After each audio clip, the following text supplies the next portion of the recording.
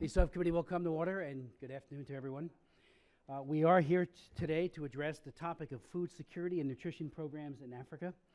As I think many of you know, I'm the sponsor of the Global Food Security Act of 2015, a bill in its prior iteration passed the House. Unfortunately, didn't gain support in the Senate, although we're hopeful that that is something that will happen in the near future. The Global Food Security Act, H.R. 1567, will help provide a long-term strategy to combat global hunger by authorizing the existing National Food Security Initiative coordinated by USAID, commonly known as Feed the Future. It is a bill with broad bipartisan support, including the original co-sponsorship of my friend and colleague, our ranking member Karen Bass, who will be here momentarily, as well as Foreign Affairs Committee Chairman Ed Royce and ranking member Elliot Engel. I am very happy and will be joined shortly by the Chief Democratic co-sponsor, Betty McCollum, with whom we've worked very closely on this legislation. I want to thank Betty, as well as her dedicated staffer, Jen Holcomb, for their hard work and dedication in promoting food security. This is truly a bipartisan collaboration that will result in enactment sooner rather than later of this legislation. I also want to acknowledge that other subcommittee members have joined us as co-sponsors: Mark Meadows, Dr. Scott DeJarlis, and David Cicilline. Investing in global food security is a policy that is both penny-wise and pound-wise. This program strengthens nutrition, especially for children, during the critical first 1,000-day window from conception to the child's second birthday. Indeed, there is perhaps no wiser investment that we could make in the human person than to concentrate on ensuring that sufficient nutrition and health assistance is given during that first 1,000 days of life. 1,000 days that begins with conception, continues through pregnancy, includes the milestone of birth, and then finishes at roughly the second birthday of that child. Children who do not receive adequate nutrition in utero are more likely to experience lifelong cognitive and physical deficiencies, such as stunting. UNICEF estimates that 1 in 4 children worldwide is stunted due to lack of adequate nutrition. By addressing nutrition during the first 1,000 days of life, we can help lay the groundwork for the next 25 or 30,000 days of life, or whatever number that our Creator has allotted and that are filled with good health and a good, strong immune system and all the other positives that accrue from that investment. As our three witnesses will attest today, enhancing food security is also transformational in the lives of millions of smallholder farmers throughout the world, particularly women. Feed the Future teaches small-scale farmers techniques to increase agricultural yield, thereby helping nations achieve food security, something that is in the national security interest of the United States. And of course, we are our brothers and sisters' keepers, and it's important that we be backing this and having their backs and ensuring that this becomes a reality. It is also economical in the long run, and should lead to a reduction in the need for emergency food aid. The approach we have taken in the Global Food Security Act is fiscally disciplined, authorizing an amount for 2016. USAID, nevertheless, can do more with less by leveraging our aid with that of other countries, the private sector, NGOs, and especially faith-based organizations whose great work on the ground in so many different countries impacts so many lives. And we will hear from Dr. Woo from Catholic Relief Services momentarily of the good work that their organization and other like-minded groups do throughout the world. By statutorily authorizing this existing program, which had its roots in the Bush administration and was formalized by President Obama, we are also increasing our oversight by requiring the administration to report to Congress. Political will is absolutely essential in enacting a global food security policy that will continue and hopefully expand. It is one thing that I hope this hearing will bring to light, that such interventions in the lives of so many people in Africa, particularly in the first 1,000 days of life, are not only cost-effective, but morally imperative.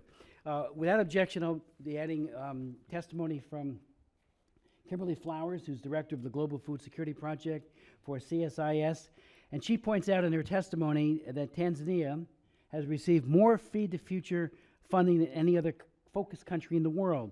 And then she just pours it on with what has actually happened. In 2014 alone, she points out, Feed the Future supported farmers increased the value of their agricultural sales by more than 19 million. 100,000 producers reported that they are using new technologies and management practices for the first time. significantly improving production and increasing incomes. Feed the Future leverage, she goes on, nearly $152 million in private investments in food and agriculture. During the same time, the U.S. government reached 1.4 million with nutrition services to improve maternal and child health, focusing on exclusive breastfeeding and complementary feeding, dietary diversity, and the uptake of zinc, iron, and other targeted micronutrient supplementation. A success story that obviously needs to be replicated, but Tanzania is certainly a good showcase country where it has already done quite well. The introductions. Let me just now introduce our panelists. And again, as members come, I will introduce them for any opening comments that they might have.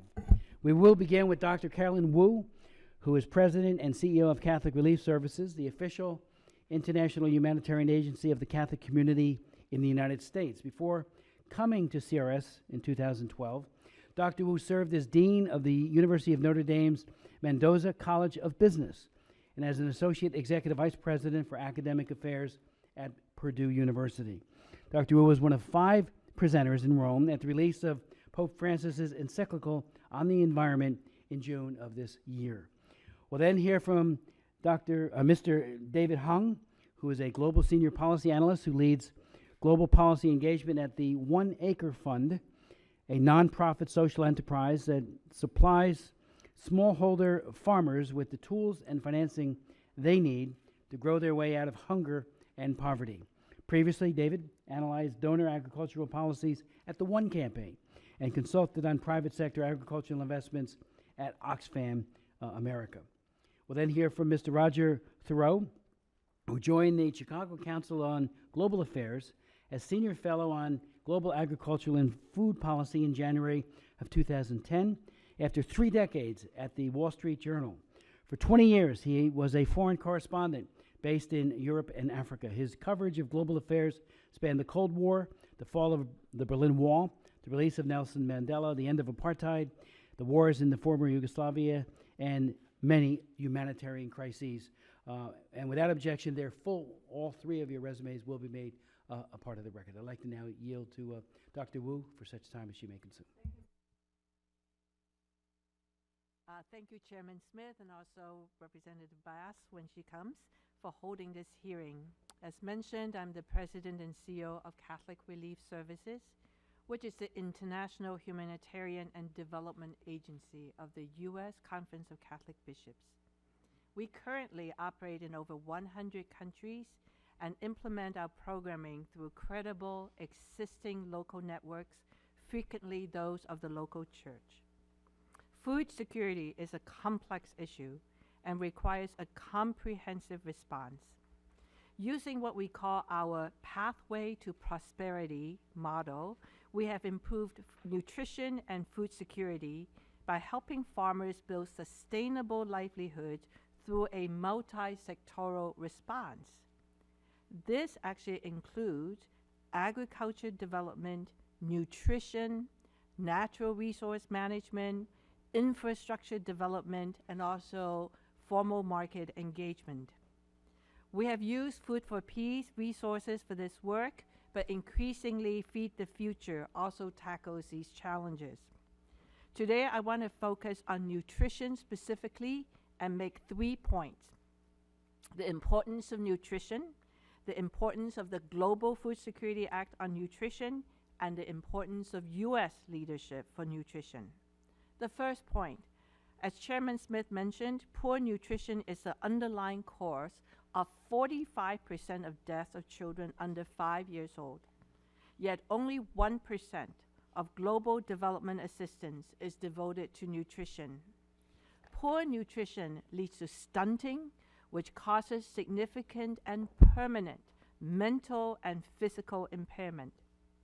The tragedy of these permanent impacts on children is why Catholic Relief Services is so committed to addressing nutrition in a child's first 1,000 days of life, beginning at conception and through a child's second birthday. According to the World Bank, for every dollar invested in nutrition, the return is $18. Catholic Relief Services adopts community-based approaches and interventions to bring about good feeding practices and reduce exposure to illnesses. We help farmer groups, saving groups, and mothers groups grow nutritious foods or increase their income to be able to buy these foods. Let me give you just one example of how our Zambia USAID Feed the Future project is doing. Now, this intervention is not like what you would expect. It is unusual in the sense that it doesn't deal with feeding per se directly, but it deals with income and asset generation. These are called savings and internal lending community groups, called SILK. These are groups of small farmers who pool their money to make loans to each other so they don't take on debt. Those that take out loans from each other, we pay them with interest, which gives all members a return on their investment. Let me showcase for you one woman by the name of Mizozi Zulu. She's a member of one such group. She's the mother of 2 boys, and she's raising them alone. She joined 22 women and 7 men in forming one of the first silk group in her village. Through this group, she learned the basics of managing finance and record keeping, as well as the importance of good nutrition. With greater financial knowledge and now access to capital, Mizozi took out a small loan from her group and she invested in a bun-making business. She succeeded, paid off the loan, and took out a bigger loan, this time to buy chickens. Loans after loans, today, Mizozi has her own grocery store and is now raising cattle. With the money she earned, now her diet for herself and her children includes eggs, chicken, and vegetables, which make for a much healthier diet. And also, she now can afford the tuition for her children to go to school. More than 80% of Silk members are women, and participation is slowly changing their own perceptions about their ability to contribute to household expenses. Silk groups are also an important channel to distribute nutrition-related messaging and also to enable these small farmers to diversify their livelihoods, increase their income, and support healthier diets. The second point is the importance of the Global Food Security Act on nutrition.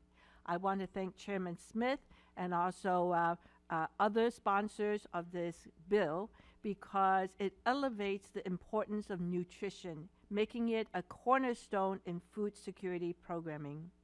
This bill prioritizes vulnerable, small-scale producers, providing more transparency and helping the poor become more resilient. The third and final point is that we believe that the U.S.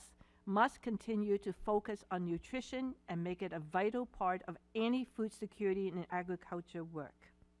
We urge the United States to participate in the Nutrition for Growth Summit in Rio next summer to exercise global leadership. We also advocate for continued support for development funding in Food for Peace as for its contribution to all the factors that improve nutrition. Thank you very much. Dr. Woo, thank you very much for your testimony. Without objection, your full statement will be made to the part of the record as well as that of our other distinguished witnesses. I'd like to yield to Karen Bass, our ranking member. That's okay. You just continue on. Yeah. Betty McCollum, would you mind by? I'm happy to Okay. okay. And thank you for your kind later. words. Okay. Thank you. Mr. Hong. Thank you, Chairman Smith, Ranking Member Bass, Congresswoman McCollum, and distinguished members of the subcommittee. Feeding a population of 9 billion people by 2050 is one of the greatest, if not the greatest, challenges facing humanity. We will need to produce at least 60% more food than we do today, and most of that increased production will need to come from the 2.5 billion people that work on small farms around the world. Today, these smallholder farmers are the single largest group of the world's population living in poverty. They live in remote areas and do not have access to basic agricultural tools and trainings. As a result, they struggle to grow enough to feed their families and face an annual hunger season of meal skipping and meal substitution. In the future, these hungry farmers have the potential to dramatically increase their yields, not just to feed themselves and their families, but to feed the world. Agriculture yields in Africa for most staple food crops could be 2 to 4 times what they are today. And best of all, we know exactly what we need to do to help smallholder farmers achieve these yield increases.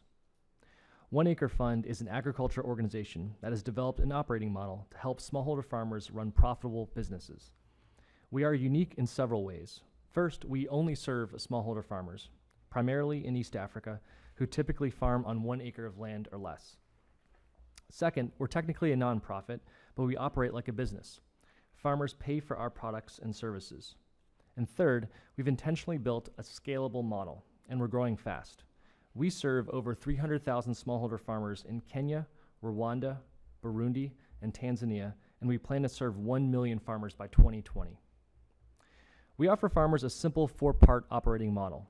First, we offer financing for farm inputs such as hybrid seed and fertilizer. We only finance productive assets. Farmers organize themselves into groups and are jointly liable to repay their loans, which is similar to microfinance. Second, we distribute seed, fertilizer, and other products such as tree seeds and solar lights within walking distance. Smallholder farmers live in remote and isolated areas, so getting products and services close to where they live is critical. Third, we offer training on modern agricultural techniques. Many farmers don't know how to apply fertilizer or how to plant in rows with the correct spacing, and we offer interactive, in-person trainings throughout the agriculture season. And fourth, we offer market facilitation to help farmers maximize their profits from harvest sales. Just after harvest, the market is flooded with crop surpluses, driving prices down. With proper training on safe storage, farmers can wait to sell their crops until market prices increase. This operating model has proven impact. On average, farmers working with One Acre Fund increase their profits on supported activities by 57%, or about $128. And for a farmer living on less than $2 a day, this is a significant amount of money. According to our data, farmers invest their income gains in new businesses, productive assets for the farm, such as livestock, and school fees for their children. An important aspect of our model is our flexible repayment system. Farmers can repay their loan at any time in any amount throughout the entire growing season, as long as they repay in full by harvest. In 2014, I'm pleased to report that the average repayment rate was 99%, and in 2 countries, 100% of clients repaid their loans. Farmer repayment enables us to move toward financial sustainability in our field operations. 74% of our field expenses were covered by farmer repayment in 2014, and the nature of our business model stretches donor dollars to achieve more impact. Every dollar in grant funding that we receive generates approximately $3 in additional farmer income. In a constrained budget environment, it's even more critical for development organizations to maximize efficiency and impact. We're working hard to achieve financial sustainability in our field operations so that we can use donor resources to leverage even greater impact at a global scale. For example, in 2012, USAID Kenya awarded One Acre Fund with $3.5 million to significantly scale up our Kenya operations.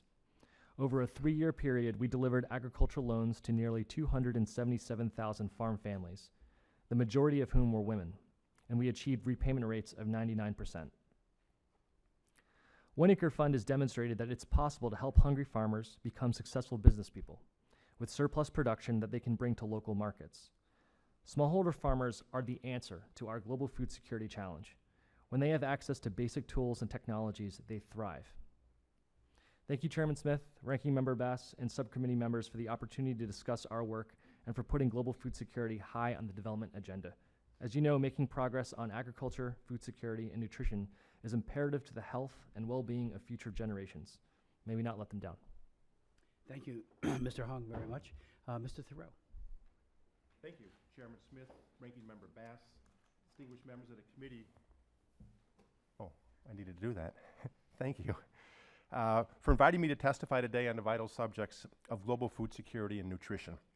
Nourishing the world in the face of population, climate, and scarce resource pressures is the great challenge of our time. I've been investigating and writing about this challenge for many years, first as a reporter and foreign correspondent with the Wall Street Journal, and now as an author of 2 books, with a third on the way, on global food security and nutrition, as a senior fellow for the Chicago Council on Global Affairs. In my first book, Enough, Why the World's Poor Starve in an Age of Plenty, I and my co-author Scott Kilman explored how we had brought hunger with us into the 21st century, how the neglect of agriculture development and nutrition in the post-Green Revolution years resulted in increasing levels of hunger and malnutrition, particularly among smallholder farmers themselves, creating this cruel irony. The hungriest people in the world are farmers. Hungry farmers. What an awful, shameful oxymoron. In my next book, The Last Hunger Season, I set out to illuminate the lives of these smallholder farmers. There's hundreds of millions of them in the developing world, and as we've heard, the majority of them are women, and their importance for securing our global food chain. The more they succeed in feeding their families and neighbors through sustainable agriculture development, through efforts like Feed the Future, the more we will all succeed in our great challenge to nourish the world. At this point, let me note that the Chicago Council has recommended the authorization of U.S. global food security efforts like Feed the Future, and appreciates the work of the chairman, the ranking members, and others in their endeavors on that front. In my reporting, I followed 4 smallholder farmers in Western Kenya for 1 year. It was in 2011. The transformation of their lives when they finally had access to the essential elements of farming, better quality seeds, small doses of fertilizer, training, storage, and the financing to pay for it all, was remarkable. One of the families had a 10-fold increase in their harvest in 1 season. They were the Biketis, Father Sanet, Mother Sapora, and their 4 children. They were in desperate shape when I first met them. Their youngest child, David, was manifestly malnourished. They were in the middle of their hunger season, this period of profound deprivation when food is rationed and meals shrink. In the previous planting season, they had no access to fertilizer or seeds, and they could only plant 1/4 of an acre. Their harvest was meager, only 2 100-kilogram bags of corn, which is their staple food. That barely lasted 2 months, and then they plunged into their hunger season. The next year, joining the 1 acre fund, they then had this access to the essential elements of farming. They were able to plant 1 full acre, and their harvest was a magnificent 20 bags of corn, 2 tons. With that 10-fold increase, they had more than enough to conquer their hunger season, and they now had a surplus for the first time in their lives, which they could use for school feeds, for necessary medicine, for the construction of a small house with a metal roof that didn't leak in the rain anymore, and most importantly, they could afford a second planting season with a wide array of vegetables to diversify their diets and greatly improve their nutrition. From Sapora, I learned that the deepest depth of misery during the hunger season was to be a mother unable to properly nourish her children. Which brings me to my current reporting on the importance of good nutrition in the 1,000 days, the time, as we've heard, from when a woman becomes pregnant to the 2nd birthday of her child. This is the most important time of human development. For what happens in those 1,000 days, the foundation of healthy physical development, the rapid growth of brain and cognitive skills, determines to a large extent the course of a child's life, the ability to grow, learn, work, succeed, and by extension, the long-term health, stability, and prosperity of the societies in which the children and in which all of us live. Good nutrition is the cornerstone of this growth. It's the vital fuel of 1,000 days. Any disruption in nutrition during this time can lead to stunting, physical, mental, or both. Today, 1 in every 4 children in the world is stunted. A child who is stunted is sentenced to a life of underachievement, diminished performance in school, lower productivity and wages in the workplace, more health problems throughout life, a greater propensity for chronic diseases like diabetes and heart problems. The impact, the cost, ripple throughout society, from the individual to the family, to the community, to the nation, to the entire world. The cumulative toll of all this stunts the world economy by as much as 5%. For you see, a stunted child in Africa or Asia or here in the Americas is a stunted child everywhere. In my reporting, I'm following moms and their children throughout the 1,000 days in 4 parts of the world: India, Uganda, Guatemala, countries which face immense challenges of malnutrition and stunting, and in Chicago. Why Chicago? Because the issue of good nutrition is not just something that's over there somewhere. It's also vital right here in the United States. Good nutrition in the 1,000 days is crucial for the success of American children in school and later in the workplace here, as healthy adults who are contributing to the nation's productivity and growth.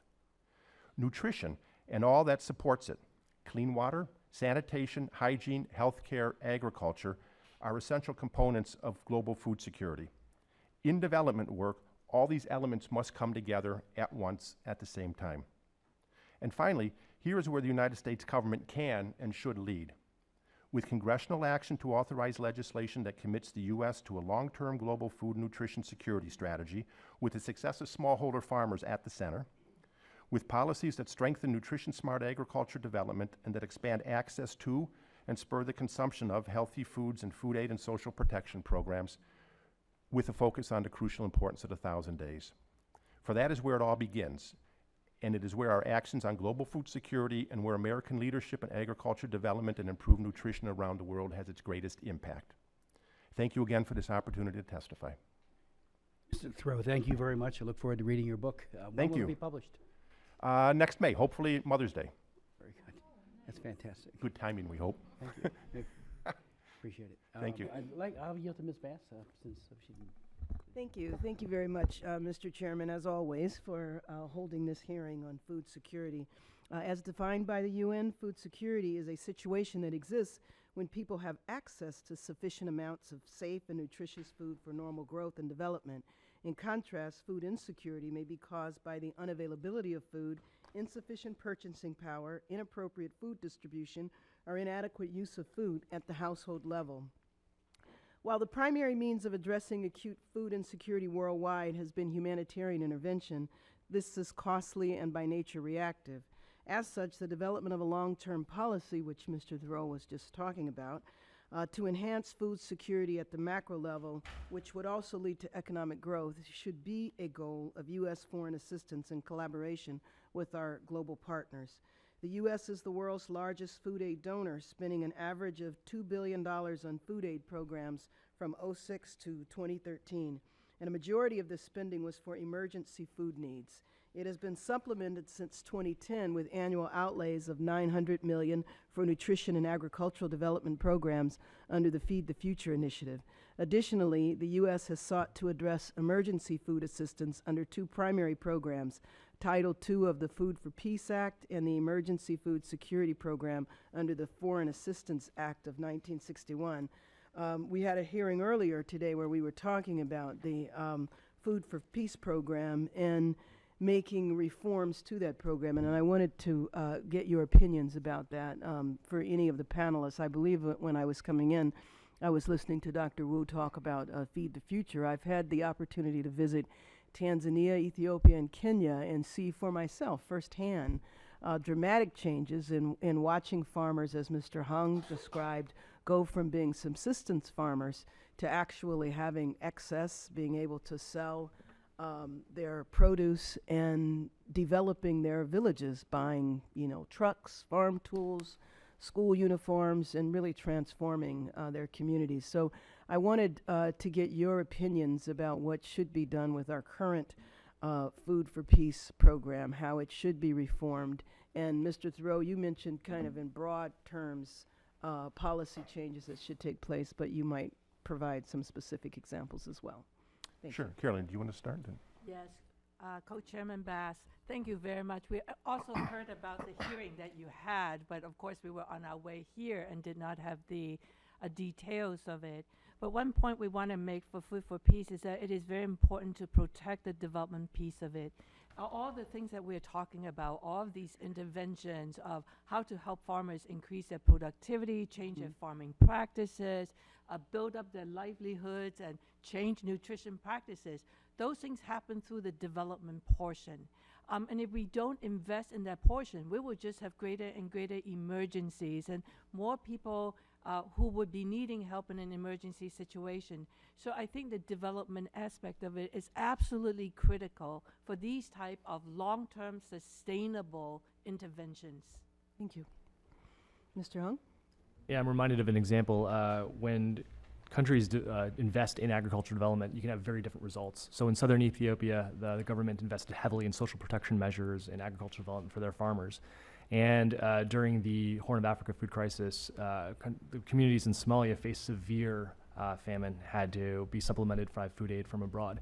And this community in southern Ethiopia were fine because of the early investments along. And so the long-term nature of this is really important, cannot be stressed more, and so that's why we want to focus on agriculture development. Yeah, I agree with everything that I think particularly on food for peace and in the broader food aid arena, that again, one's with this irony that a lot of the beneficiaries of food for peace are farmers themselves and smallholder farmers. So that agriculture development piece of this is really crucial, so that these smallholder farmers have the ability to grow enough food to feed themselves, their neighbors, eventually their countries, the continent of Africa, and so that they then won't be in a position of needing this assistance. That they want to be self-sufficient themselves. And that's what I see, and certainly what David would see with his farmers and with Catholic Relief and all the work that they do, is these farmers want to be independent. They want to be able to feed their families. The food for peace and the assistance is great in times of need and emergency, but it's that long-term sustainable agriculture development that's also a really key component of it. Well, is there any more that you think that we should do with Feed the Future? How it should be expanded, what needs to be changed, reformed, anything? I just want to say I think Feed the Future could increase its emphasis on smallholder farmers. Okay. I think currently it deals with farmers with some assets, and again, it's really the people at the bottom. And once you invest in them and you have these long-term practices, it increases resilience. And the other thing is too that development assistance now allow us to address the potential impact of climate. You know, if there's 2 degrees warmer, if water is becoming scarce, we're actually looking ahead to prevent consequences to these farmers. Thank you. Anyone else? Yeah, I would say that also the emphasis on smallholder farmers, but that nutrition is the cornerstone and at the center of not only all agriculture efforts, but all development efforts. And I believe that USAID, kind of in this all-encompassing program of development assistance, has an emphasis on nutrition at the center. And through that, and particularly the emphasis on nutrition and nutritious value of the crops, and nutrition education that then goes along with the programs, that then becomes a great benefit for the women and the women farmers. Because what I've seen in my reporting, that they would also have experienced, is that when the farmers fail and they're in this hunger season, the women farmers feel that they're failing on 2 fronts. They're failing as farmers because they're not successful in growing enough to feed their families, and they're failing as mothers because they're having malnourished, hungry children. Thank you. Thank you very much, Mr. Chair. Very much, Ms. Bass.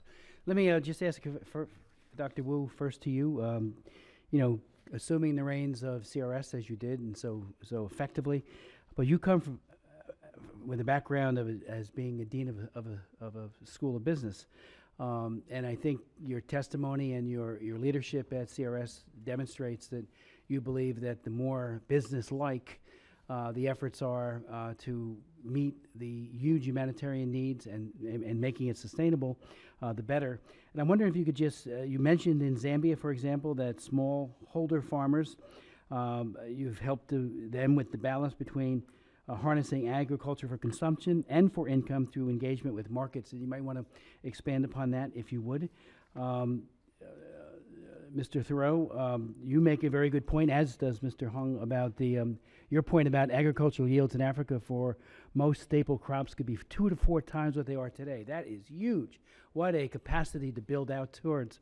And then you point out, Mr. Thurow, that better quality seeds, small doses of fertilizer, training and storage, and financing to pay for it all was remarkable when you talked about the Kenyan farmers, and one increased their yield tenfold in their harvest. I mean, that is spectacular with just some discipline and in answering the question or elaborating on that, if you could, we've learned the hard way what too much fertilizer, too much pesticide does to people. It gets into the food chain.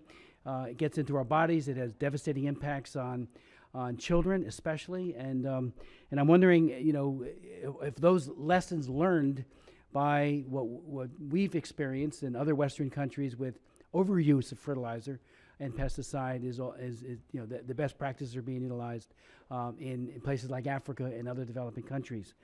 Let me also, Dr. Woo, if you would speak to the issue of resilience. We got hit by Hurricane Sandy a couple of years ago, and I had a meeting. I missed our hearing earlier, the full committee, because I was chairing a hearing with FEMA on people who still have not been anywhere near made whole. South Carolina is experiencing, every one of our states go through, California with its drought, resilience. Maybe you want to spend a little time on how that can be built into, the better crop that can withstand less rainfall, for example. And then on the first 1,000 days of life, Mr. Thurow, I was at some of the scaling up meetings at the UN in 2010, and actually joined 7 First Ladies of Africa, where they spoke really with unbelievable enthusiasm about how, like you've pointed out, and now your new book will, I'm sure, further elaborate on it, how stunting can almost disappear. And I was in Guatemala the day they signed an agreement with USAID and met with the speaker. The day they were actually signing on, because stunting is, as you know, a big problem in Guatemala, as it is in many parts of Africa, particularly in Nigeria. But this idea of the first 1,000 days of life, I like to cross-reference work that I do. I wrote the Combating Autism Act, the 2000 law, the 2013, and the 2010. NIH has found, and they have 3 major studies to prove it, that if enough folic acid is provided in the first month, not the second, third, or fourth, it's good, but it's not determinative, but in the first month, it reduces the risk of autism by 40%. And we know tens of millions of kids and young people in Africa, according to the World Health Organization, are autistic, or at least on the spectrum. And it seems to me that, if that's included, as I'm sure it is, all this great outcome for modest micronutrient and investments can be made during that first 1,000 days. So if you might want to elaborate on that as well. But start with Dr. Woo. I think you asked me 2 questions. One is the business approach. The second one is about resilience. Let me begin with resilience. The cornerstone of addressing resilience is really 2 things. One is to reduce exposure to any type of natural or man-made disasters. The second one is, how do you help people rebound? So rebounding is very easy to understand. If you lost all your crops to a flood and you have no more seeds, that is the problem. You cannot rebound, right? And so you start with the first one, and that is if it's natural disaster, say, for example, anticipating floods, anticipating drought, you could actually use seeds which are drought resistant, flood resistant. You can change irrigation practices and so on, but you have to look ahead. And also there's also natural disasters such as storms. In those situations, you could have pre-planning, you could have structures which could withstand various type of issues. So resilience is looking at those 2 things, reducing exposure in different contexts, and secondly is increasing the ability to rebound. And diversifying crops, for example, is a way to rebound, because then you're not all vulnerable to the same set of effects. Let me go into the business model, because it's also a way of achieving resilience. It's now become very much the common thread that we undertake our programming, particularly in agriculture. For us to have the effect which address several billion smallholder farmers, we have to use approach which is scalable and then sustainable. And we cannot do that on the basis of just government funding or philanthropy. We have to find ways where it creates a return, it creates a benefit, so that the people who want those benefits will sustain this. So for a smallholder farmer program, it's really what we call pathway to prosperity. What does that pathway look like? It starts with people who are vulnerable. They grow things where there is no market. They grow things where there is no market. They grow it poorly. For example, the quality is really poor. If it's the Pope, take it. That's right. And also, their growing practices are not good. The overuse of fertilizers, for example, their land can be very degraded. They may not have the tools and the knowledge to manage all of those things correctly. So the first step is really diagnosing whether people are growing the right things with the right input in the right way on the right land. I mean, as simple as that. That's usually agriculture. But where we also come in is what we call the smart skills. So in fact, it's a chapter from American agriculture. The first one is forming co-ops. Each individual farmer is very hard to deal with, particularly when they have 1 acre. So the formation of communities of co-ops, so that whole grouping skills. The second one is knowledge in finance and budgeting, because now we expose them because they have the scale to market. How do we enable them to achieve certification so that they could sell to various stores and so on? So also marketing skills and negotiation skills so that we're connecting to the formal market. And before they have all of these assets, how do they generate their capital? And so 1 Acre Fund is one of those sources. And I think you're reaching 1 million farmers, right? We hope to. You hope to. Yeah. Well, we are talking 1 billion farmers, all right? And so where do they find the capital to take this journey? That's why savings group is very important, so that they don't borrow from an outsider, but they borrow within themselves. So when 20 people pool their resources, they could, like this lady I just talked about, started with a baking business, then a chicken business, then a grocery store, and then buying cattle. So how we accumulate that capital and then eventually form people into co-ops, that they have that type of group skills, the finance skills, the marketing skills, the negotiation, certification, in order eventually to connect with market. So that is the whole business model associated with all of this transformation. Yeah, thank you, Chairman Smith. So you asked 2 questions. One was around the yield gaps, and one was around resilience. So I'll kind of follow on resilience first. One of the things that we've seen that's truly impressive with many smallholder farmers is they're incredibly good at mitigating risk. And as they gain more income, they diversify their assets right away. They buy a cow, they buy chickens, they are able to sell milk, eggs, things like that. So if there is a crop failure, they have other things to sell on the market and other ways to make money.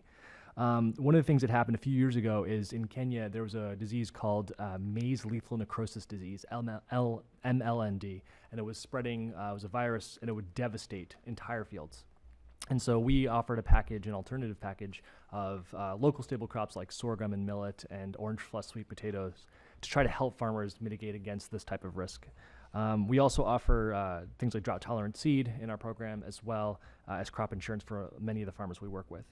On yield gaps, it's no secret that the soils in sub-Saharan Africa are incredibly depleted. They require nitrogen from, sometimes inorganic fertilizer to develop anything. So for us, we teach farmers to microdose, so to prevent leaching. So they use very small scoops of fertilizer, they target it, and through that they're able to increase their productivity. And so I'll just pass on to Roger. I'll just follow up on that.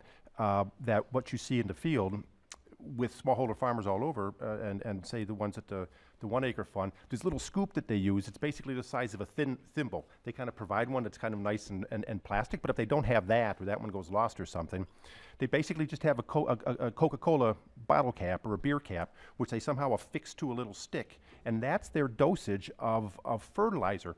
One of those per maize seed that they put in the ground, a third for beans. And so you see them bending over very carefully, close to the ground, particularly on the beans, where they have a cap of this, and it's just a third in this one and a third in the next one. Back-breaking work because they're bending over so far to do that. And fertilizer, as it is for farmers in the United States, it's the most expensive component of their farming. They don't want to waste, anything. So the microdosing, and then also other innovations with composting, some conservation agriculture and things that goes along. So there's other ideas that are then also starting to spread. And then just one point on the resilience. The crop diversity, I think, is really important. So in terms of Feed the Future, other of other agriculture development programs, the diversity of and and kind of shifting away somewhat or including in the work is just not an over-reliance on the staple crops. So the corn, the rice, the wheat, the beans, but also these kind of orphan crops, the millet, the sorghum, sweet potatoes, all sorts of local greens and vegetables that we don't know anything about, but they know really well because that's been growing around them for a long time. And then the question on the 1,000 days. And the folic acid is crucial, starting at the time that you mentioned and kind of throughout the pregnancy. And what I found with a lot of the moms and the expecting moms, particularly in Uganda and India and Guatemala, is the reliability of the access to those kind of supplements, so the folic acid and the iron tablets that they take, whereas here in Europe and in the developed world, that's kind of part of the prenatal checkups and everything that you get, and somebody's checking and making sure that they're being taken and things. There, when they go to the clinic, there may be a shortage of them, so they're told, well, you get them the next time you come back. Well, who knows when the next time's going to be when they come back, because it's a distance that they have to go to. There's probably a little expense with getting there. They'll take them. It may make them feel funny, and so they'll say, I was feeling better before I was taking these pills. So the knowledge that then goes along with it. So it's kind of this whole integrated aspect, but it's folic acid, it's the iron, it's the zinc, it's the vitamin A, all these things that are essential and that we kind of take for granted, but are really key. And as you said in your opening comments, Chairman, that there's no greater investment in this whole field than in the 1,000 days. And kind of investment in innovation. So kind of what's going on with the delivery systems of these of these supplements and fortifications, and efforts like even one initiative, and I'm following because the moms in Uganda are doing this. They're growing orange flesh, sweet potatoes, and high iron beans. So the idea is that you let the crops do the work for you. There's the vitamin A or the beta carotene that then becomes the vitamin A in the orange flesh sweet potatoes, and in beans, which already have an iron content. Through breeding, you kind of raise the iron content a little bit, and so they're just in the foods that they're eating 4, 5, 6 times a week. They're getting those supplements and some of the important minerals that they need. Thank you. Ms. McCollum. Thank you, Mr. Chair. When you were talking about sometimes taking the supplements and not feeling well, I turned to Karen. I said, "Yeah, iron can do a number on you when you're pregnant." That's what my wife. So if you don't understand that that's going to happen, if it hasn't been described, and that it will pass, after a week or so, you might be sorely tempted to say this might have been a nice idea, but it's not for me. Right. The first time I had an opportunity to really see CRS in full action was in Malawi. And I was at a seed fair, and it was absolutely amazing. There was training, there was nutrition, there was the talk about doing more diversity in that. It was just absolutely wonderful. And I think for me, no pun intended, but it kind of was some of the seeds I think that people have come up with Feed the Future, because it was so inclusive and it was so holistic at the fair.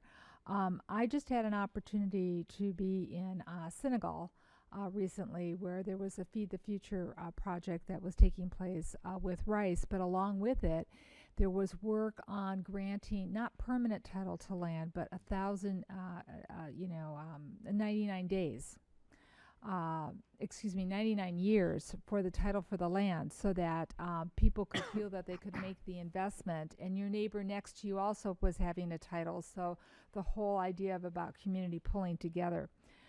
The training in the co-op is something which Land O'Lakes from Minnesota does a lot in it. So I think we know what all the pieces are, and that's why I'm so proud of the legislation here that we're all supporting about Feed the Future.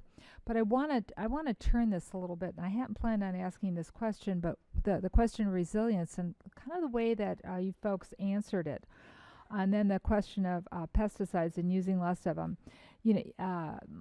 GMOs is very, very controversial in Africa.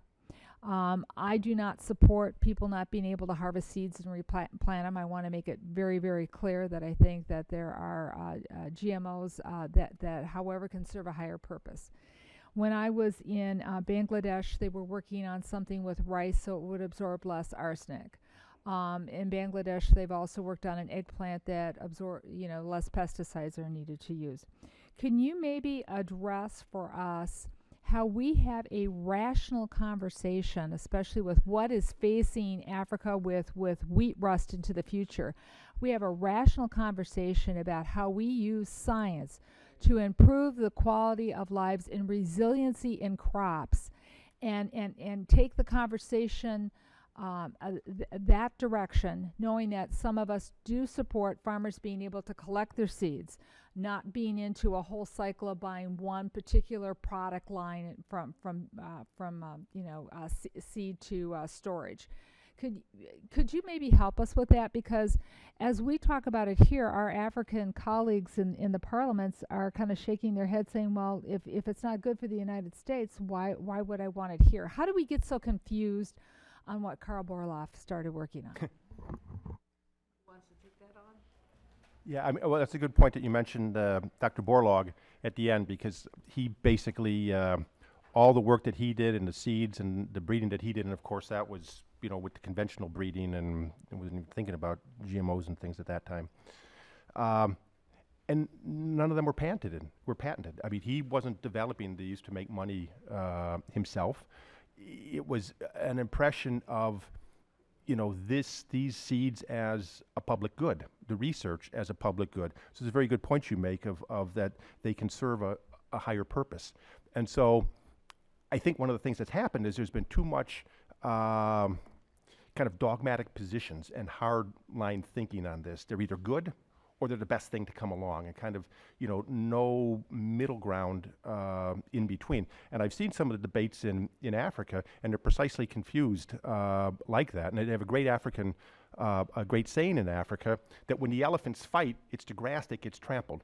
And so the fight in the GMO realm between the United States and Europe and the other developed world countries that are debating this thing, and the contretemps that are going on over that, it then creates this state that in Africa, for them to have a reasoned debate on these things, what their own scientists say, what their farmers say, has become very difficult. So, to kind of take the dogmatic positions out of there, but I think this whole notion of this research and development for a public good, that seeds, drought-resistant seeds, could be, transformational for a lot of smallholder farmers, and not only drought-resistant seeds, but particularly with the climate change, that the smallholder farmers that we're all talking about and that you know very well are on the front lines of climate change. They're going to bear the brunt of whatever changes are coming. They're the ones that are going to need to adapt to that.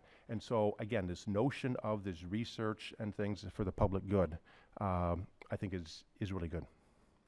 Yeah, I mean, I think one of the things that we've found is beyond GMOs, when you just think about hybrid seed that is available on the market, for many farmers, they don't have access to technology that's already been developed. So what we're trying to push for is to have research institutions like the CGIAR system that Borlaug worked for at Summit and these other centers, make those varieties available to farmers. I mean, in all the countries where we work, GMOs are illegal in every place, and so it's not even an issue for us right now.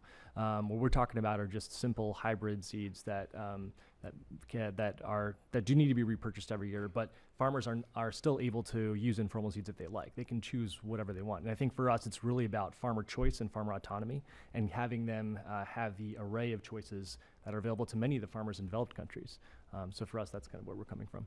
I was just going to add that in terms of the hybrid seeds, there is so much development and advances that can be made, and you talk about the yield gaps in Africa, that can be made up just on the existing seeds, existing kind of standard, non-controversial breeding that goes on, that there's just a wide opportunity there.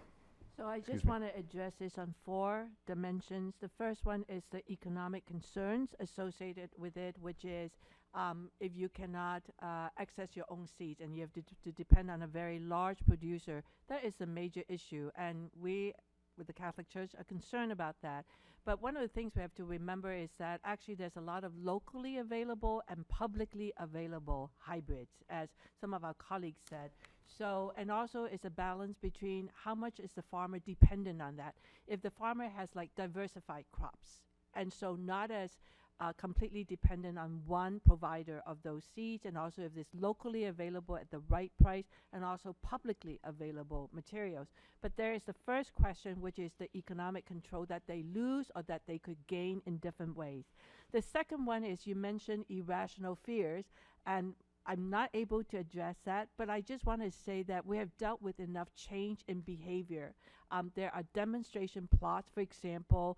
There's a lot of farmer agents which go out there to assist people in making changes, and you never just turn over your plot to a new thing. So there are rational vehicles to help people incrementally observe the effect, but there's always an irrational part of it.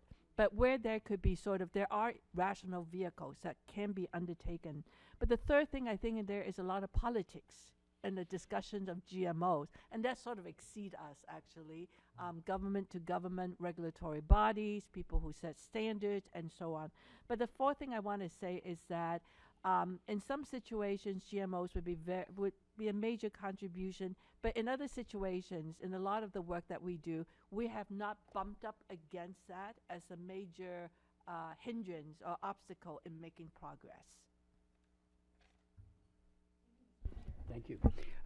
Vice Chairman Meadows.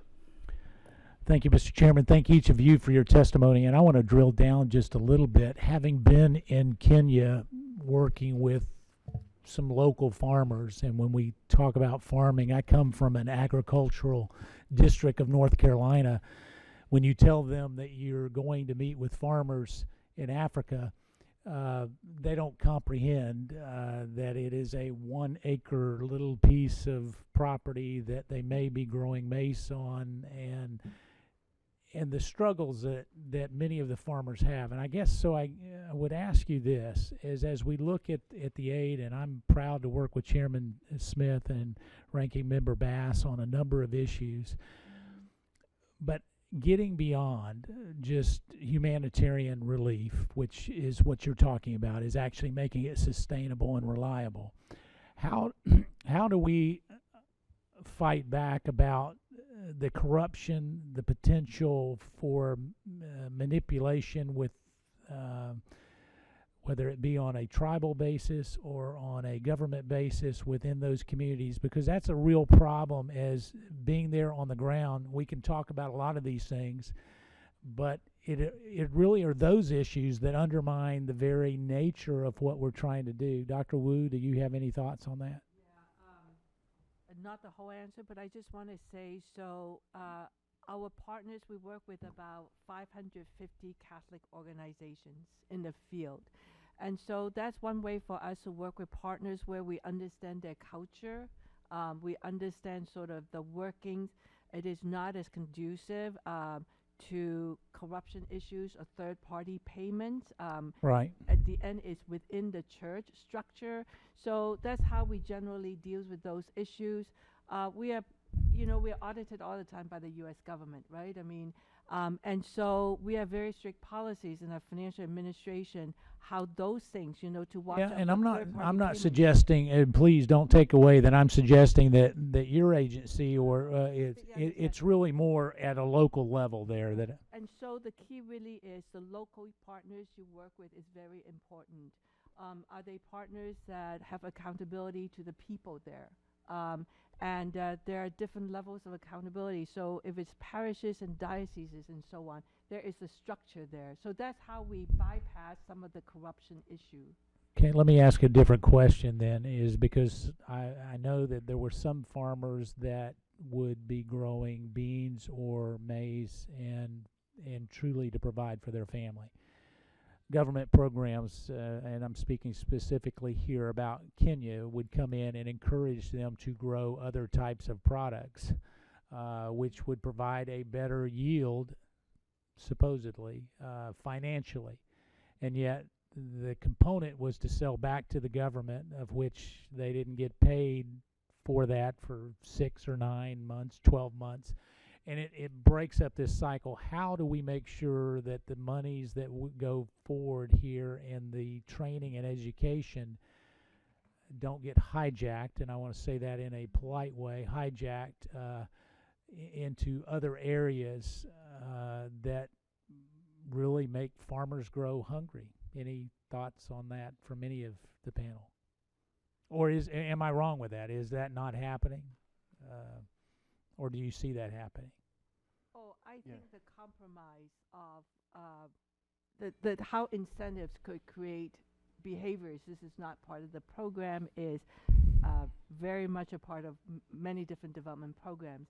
And I think where we see it is community advocacy, community voice. How do you build up the ability of that community to speak up for itself is very important, and how it has access to government ministries itself, and how, again, using a co-op structure for it to be able to identify these issues and have a vehicle to speak out.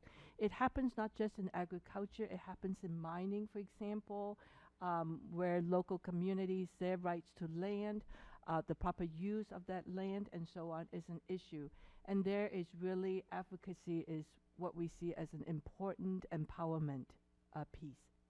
Okay, Mr. Thurow. Yeah, I was going to say that the advocacy, the community nature of this, and particularly among the women's empowerment, because when they feel that they can speak up and that they're being heard, they become a kind of a whirlwind of force, and they don't put up with a lot of the stuff then that governments or middlemen or others are doing, because they can kind of see through that.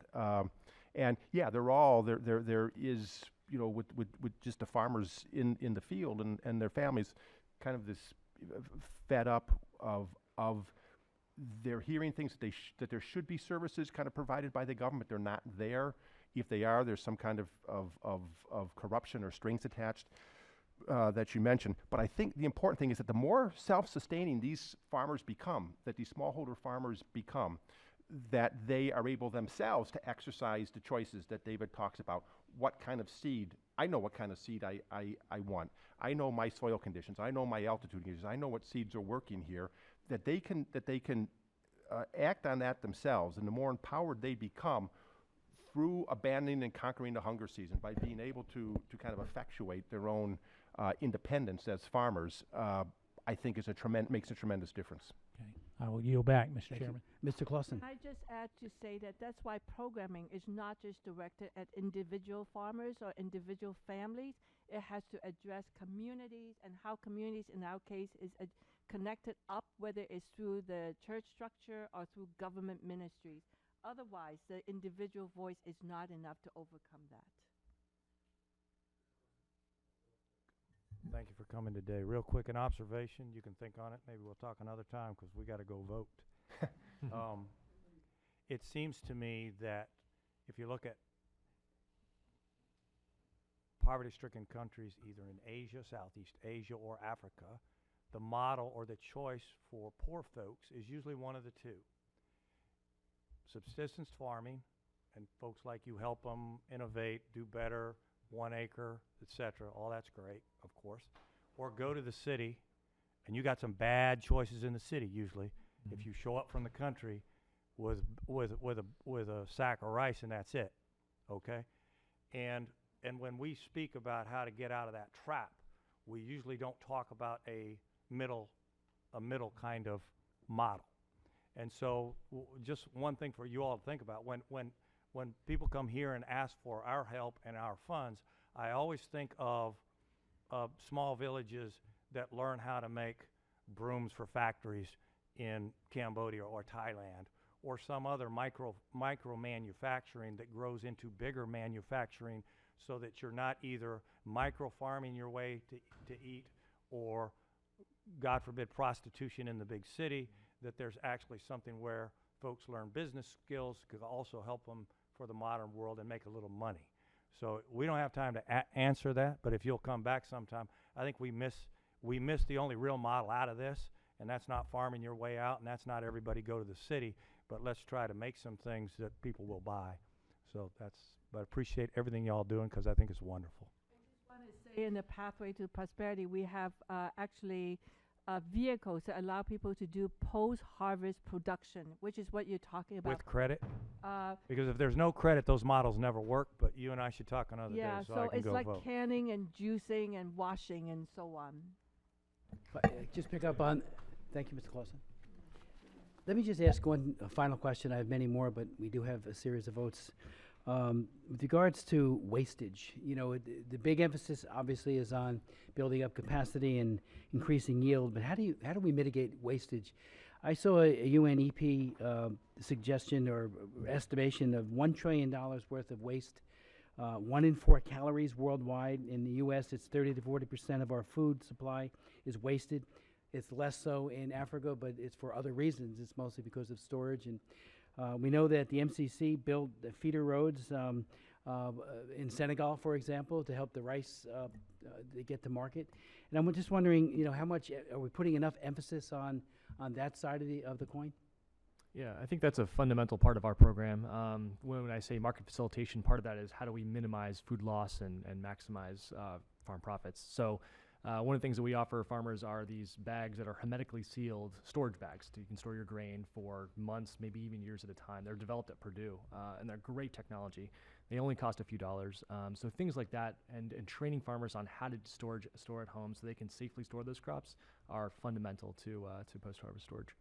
Yeah, I was going to say that storage and storage innovation, I think kind of in this whole realm of agriculture development, in addition to really emphasizing nutrition, but the storage and eliminating waste is kind of the next holy grail of what needs to happen, particularly with innovation. And David mentioned Purdue, but a lot of the universities and a lot of the research institutions here and elsewhere in the world and in the developing countries themselves looking at precisely that question, because all the hard work that these farmers put into their crops and growing and throughout the planting season, and then have a third or half of their crops not even make it out of the field and onto to the plate.